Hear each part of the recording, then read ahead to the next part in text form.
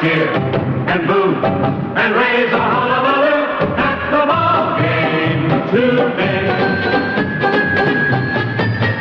Batter off, strike one. The game has just begun, and the home team's out to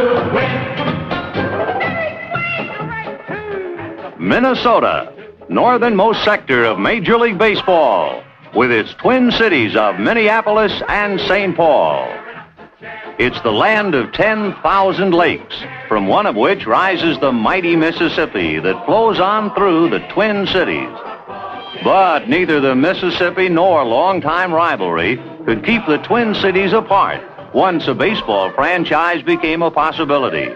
A new stadium was built by joint effort. And then in 1961, baseball was welcomed by Minnesota with such boundless enthusiasm that in the first 5 years, the Twins have drawn nearly 7 million fans. Here's one of their slugging heroes, Harmon Killebrew. Followed by Zoilo Versalles, the Twins' brilliant shortstop. Their World Series foes, the Dodgers, warm up leisurely. The Dodgers present the first switch-hitting infield ever seen in a World Series. Wes Parker, Maury Wills, Jim Lefevre, and Jim Gilliam. Commissioner Ford Frick, who has led baseball through 14 successful years, is presiding at his last World Series before retiring from the game. Walter Alston is a familiar World Series figure after piloting the Dodgers to 5 pennants. But for manager Sam Mealy of Minnesota, it's the first World Series appearance of any sort. Don Drysdale, Dodgers starting pitcher, never misses a turn at bat. Jim Mudcat Grant, who will start for the Twins, is completely relaxed as he talks with reporters. The Twins whirl through infield practice in their final loosening up exercises. Manager Mealy and Dodger captain Maury Wills join the umpire huddle. Vice President Hubert Humphrey throws out the first ball. He'll be cheering for the Twins. And the color guard comes to attention for the flag-raising ceremonies. And there go the Twins onto the field. Mudcat Grant takes his final warm-up pitches, and the stage is set for the opening of the 1965 World Series. Maury Wills looks at the first pitch, and it's a strike. After fouling off 2 pitches, Wills is called out on strikes, and the Minnesota crowd loves it. In the Dodgers' second, Ron Fairley rips into a 3-2 pitch. Tony Oliva races back to the fence, but it's in there for a home run. The first Ron has ever hit in 3 World Series. Harmon Killebrew talks with Grant, while Alston and the Dodgers congratulate Fairley.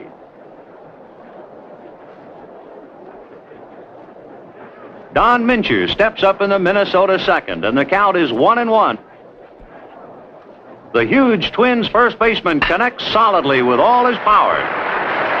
Fairley looks on from the other end this time as the ball sails high into the bleachers.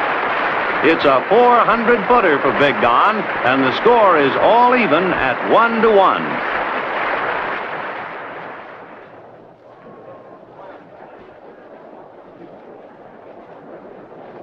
In the Twins' third, Frank Quillisi lashes one past Gilliam with umpire Ed Sudol right there to make the call.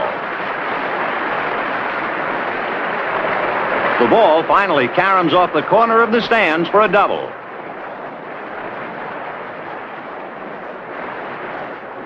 That brings Grant to the plate. Drysdale checks the runner at second. Grant lays down a bunt. Drysdale's bad knee gives way momentarily, and he falls while fielding the ball. But he recovers, gets off a throw. It's short and bounces once into the hands of Jim Lefevre. He's out. No. Umpire Benson sees Lefevre isn't in control of the ball. Grant is safe. Quillisi has moved to third on the play. Zoilo Versalles looks for a sign.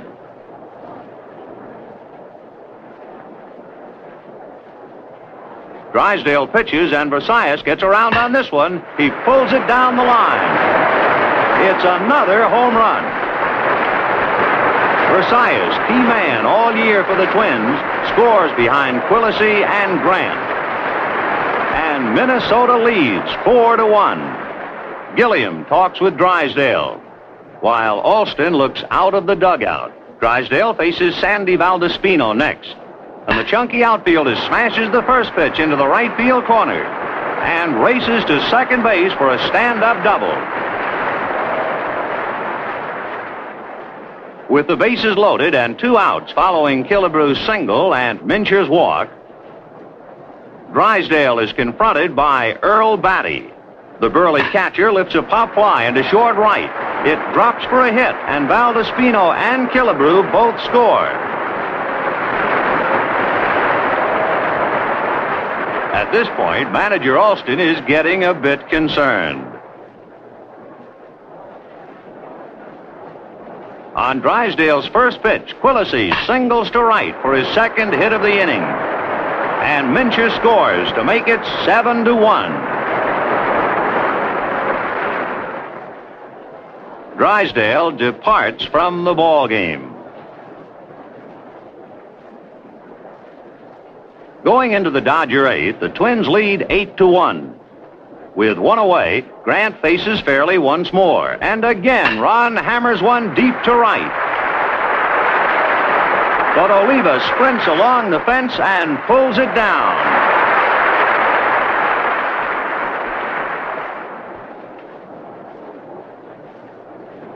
In the ninth, Grant has 1 out with Parker on first and Lefevre on third. Don LeJohn is up as a pinch hitter. Grant, eager to go all the way, whips a third strike past LeJohn. Now Grant is only 1 out away from victory. Maury Wills drags a beautiful bunt down the first base line. Grant makes a fine play on the ball, but Wills beats it out, and Lefevre scores. Jim now must try for that final out with Gilliam at bat. He gets it when Gilliam flies to Valdeспino, and Minnesota wins 8-2. Killebrew leads the rush of the Twins to congratulate Grant. The Mudcats scattered 10 hits to vanquish Drysdale, but he had to share honors with Versailles, who drove in 4 runs, and Oliva, who set a new series record for right fielders with 9 putouts. Bob Allison made a sensational catch on Jim Lefevre's drive down the left field line in the 5th inning of the second game for the key play in a 5-1 victory by Jim Cott over Sandy Koufax. It gave the Twins a 2-0 lead as the World Series shifted to Los Angeles. The exterior of Dodger Stadium is beautiful. Being back home, the players' spirits seem to rise. Their brilliant captain, Maury Wills, leads off the batting practice. A couple of Twins take some home movies. Wes Parker, youthful Dodger first baseman, takes a few swings. American League President Joe Cronin and his wife beam happily. And why not, after 2 victories by the Twins? Camilo Pascual will try to make it 3 straight for Minnesota. Claude Osteen is Alston's choice to get the Dodgers back in contention. Dodger Stadium, one of baseball's most impressive structures, with its many-tiered, multicolored stands. The color guard marches into center field for the flag-raising ceremonies, and the fans and players come to attention.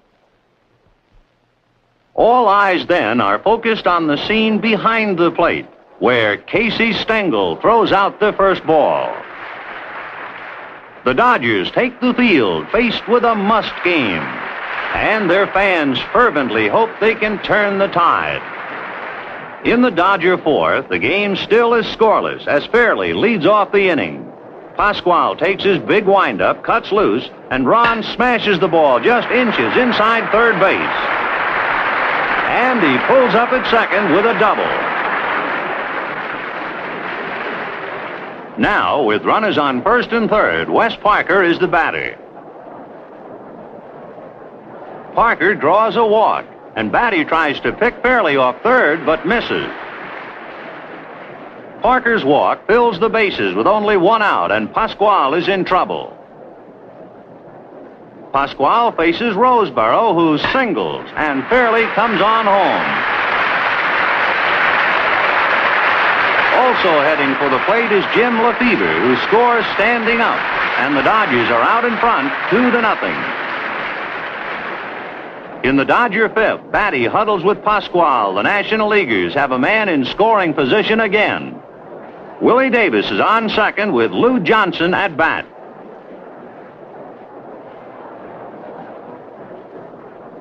Pasquale comes to a set position, delivers, and Johnson drives the ball into the left center alley. It's a double, and Davis scores easily. The Los Angeles Dodgers now lead 3-0 in 5 innings.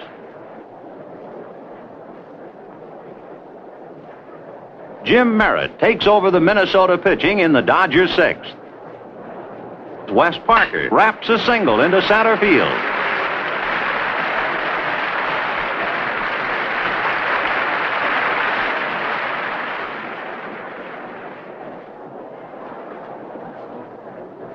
With Parker on second and 2 out, Wills hits to right center. And Joe Nossick misses on a diving catch. Parker legs it home with the 4th run for the Dodgers. And for Morey, it's a double. Merritt, checking the runner at second, suddenly whirls and fires the ball. And they pick Wills off with Quillisi slapping the ball on him. Morey doesn't like it. And Alston in the dugout has the what happened look.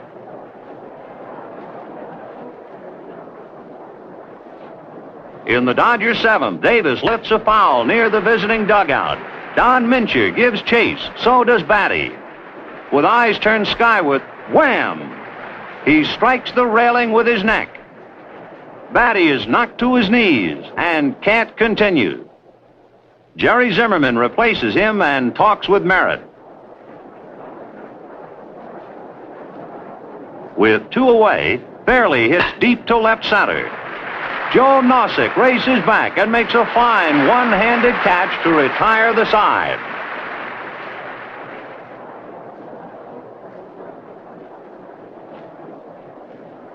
In the Dodger eighth, Johnson is called out, attempting to steal second.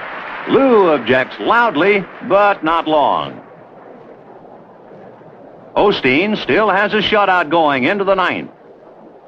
Oliva is on first with 1 out when Zimmerman approaches the plate. Everyone is alert as Osteen strains to preserve his shutout. Osteen checks the runner, pitches, and Zimmerman hits a high bouncer straight at Wills. Morey steps on second, fires to first, and it's a double play. The Dodgers win 4-0, and Claude Osteen is the man of the hour in Los Angeles. The slender lefty hurled a 5-hitter to break the momentum of the Twins. Baseline speed gave Los Angeles an early lead in the 4th game, and the Dodgers won it handily 7-2, behind superb 5-hit pitching by Don Drysdale. It evened the series at 2 victories each.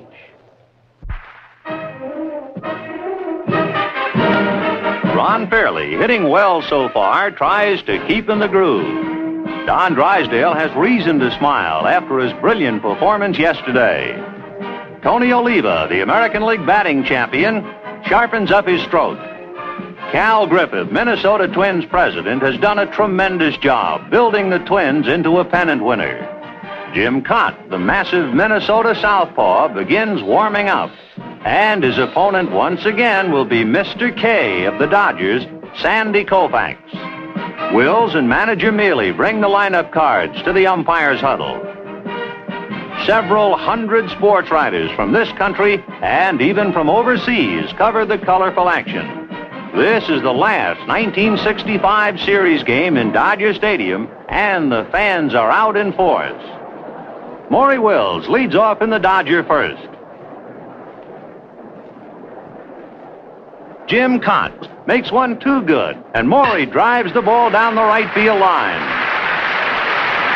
It bounces into the stands for a ground rule double. Gilliam, reactivated this spring by the Dodgers after being a coach, is the next hitter.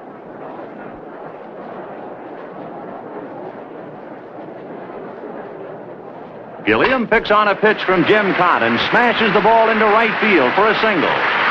Wills slides into the plate with the first Dodger run.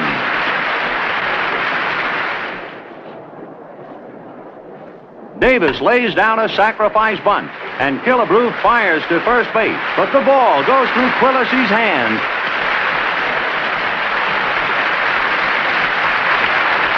Then Gilliam scores from first.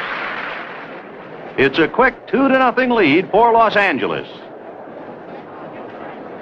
In the Dodgers' second inning, Dick Tracewski lashes a hard smash to deep short. And Versailles makes a spectacular backhanded stop on the ball. He's back on the grass, but he gets off a strong throw. The ball seems to be there in time for the out.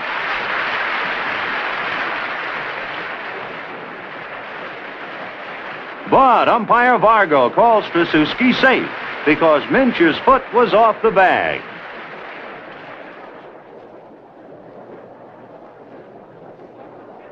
Swifty Lou Johnson scores in the Los Angeles third as the Dodgers add 2 more runs and pull out to a 4-0 lead.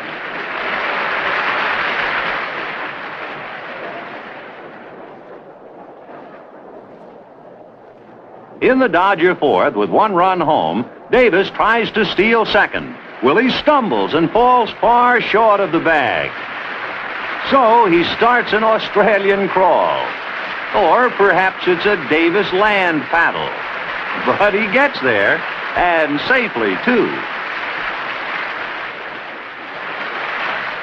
Sandy Koufax is pitching hitless ball as Harmon Killebrew comes to bat in the fifth.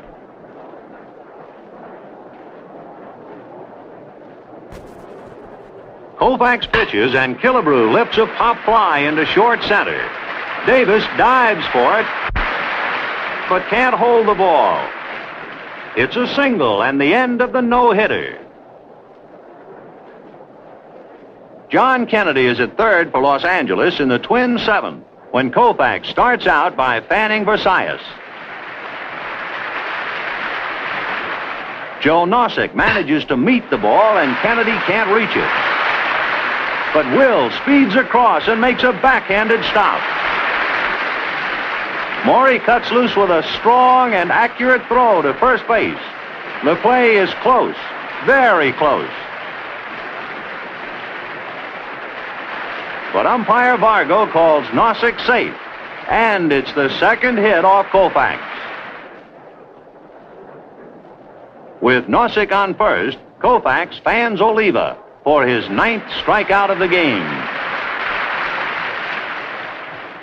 With 2 men on in the Dodgers' seventh, Koufax singles off Jim Perry and fairly scores.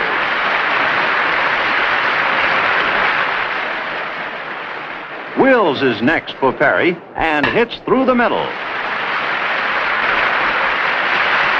Joe Nossick juggles the ball, but it is no factor as Roseboro scores easily, and the Dodgers pull away 7-0. In the Twins' eighth, with Allison on first and 1 out, Mincher hits towards short.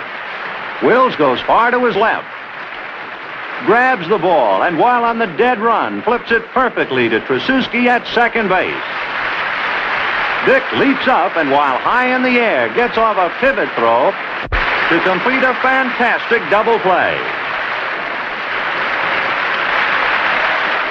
In the ninth, there are 2 on with 1 out, following singles by Quilisi and Valdespino. Koufax takes a look at second, pitches, and Nossick whistles a liner to short. Will spears it and tosses to Dick Tracewski, who races over to cover second. It nips Frank Quilisi off the bag for a double play that puts a sudden end to the inning and the game. The Dodgers win 7-0 and take a 3-2 lead in the series. Willie Davis tied Honus Wagner's record with 3 stolen bases. and Wills tied another with 4 hits. But it was Sandy Koufax who showed the way. He fanned 10, allowed only 4 hits. He was simply invincible.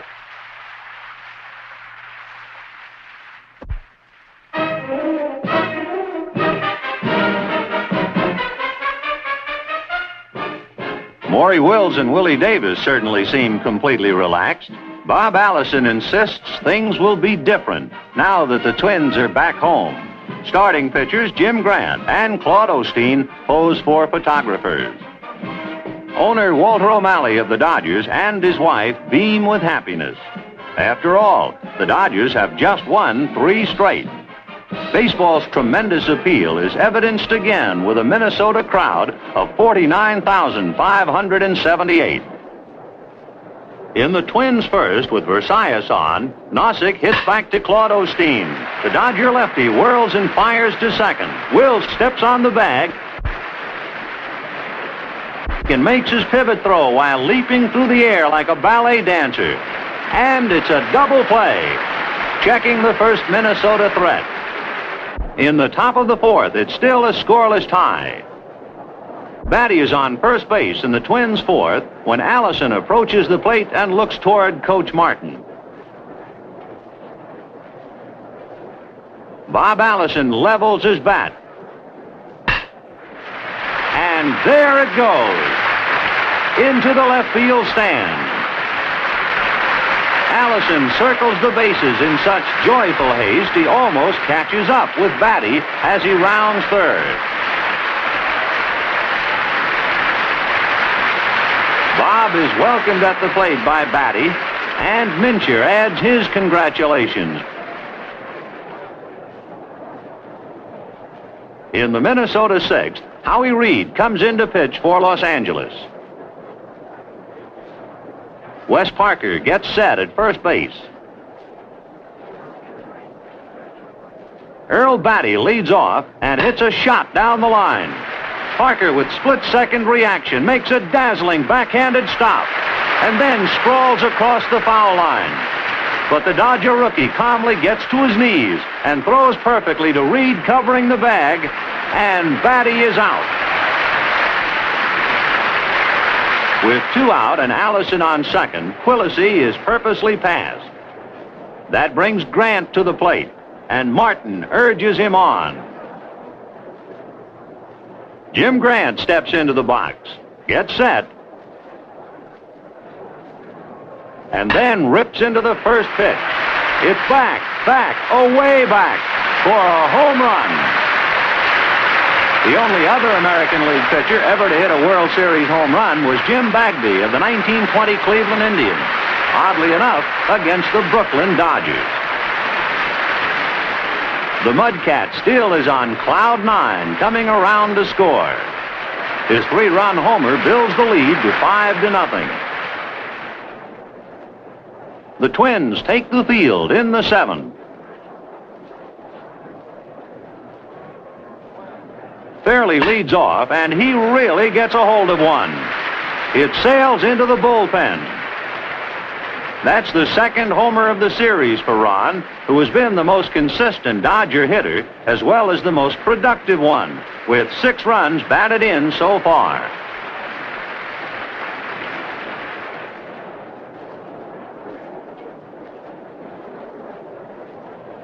Grant goes into the 9th with a 5-1 lead. After he retires the first 2, Johnson singles to left to keep the Dodgers alive. Grant still needs another out. And the next man he faces is Wes Parker. Grant fires once more, and Parker grounds to Quillisi for an easy out. Minnesota wins, and the series is tied at 3-all. The Twins mob the Mudcat, who not only pitched a superb 6-hitter with only 2 days rest, but put the game away with a 3-run homer.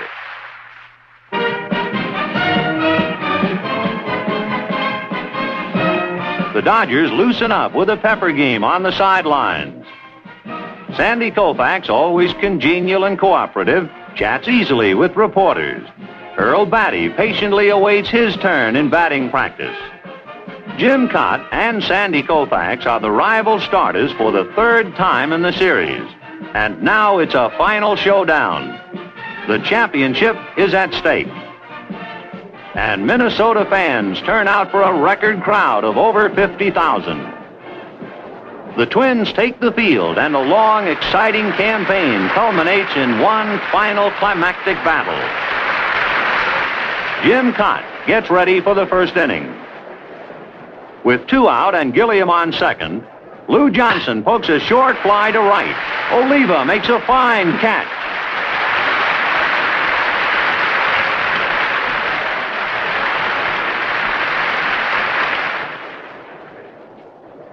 Lou Johnson leads off for Los Angeles in the fourth. With a count of 1-1, Johnson hammers a long drive down the left field line. It may be foul. No, it strikes the foul pole screen and drops back onto the field as Allison watches helplessly.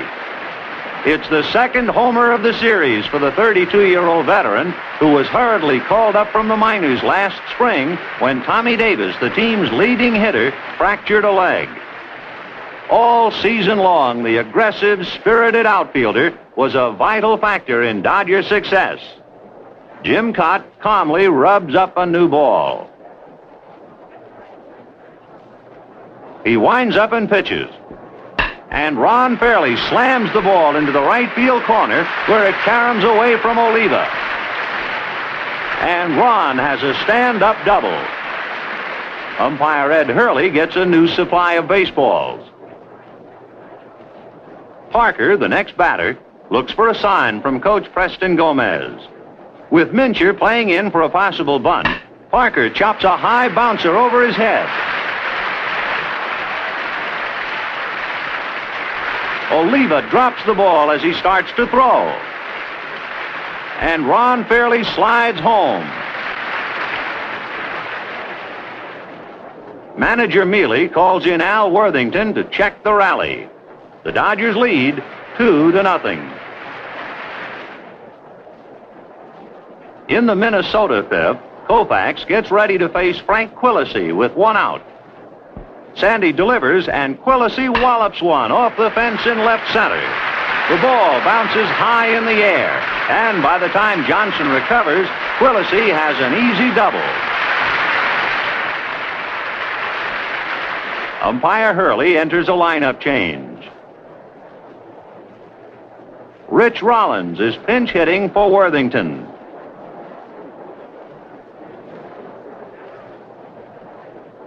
Rollins draws a walk when Koufax has trouble keeping the ball down. With 2 men on and 1 out, and Koufax having control trouble, Alston goes out to relax him.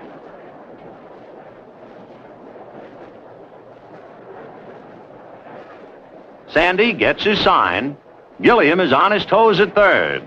Sandy looks at second, pitches, and Versailles rips a drive toward third like a rifle shot. Gilliam makes a miraculous stop for a force out. Let's look at that again with the action slowed down. Gilliam shows lightning reflexes as he darts to the foul line to make a backhanded stab of the ball. But after being spun around, he nimbly recovers to step on third. It saves at least 1 run, perhaps 2. And the Dodgers still lead 2-0. In the Twins' sixth, Koufax whistles a pitch past Oliva. It's Sandy's 7th strikeout. The last half of the ninth, Koufax still has his shutout. With 1 out, Killebrew singles to left.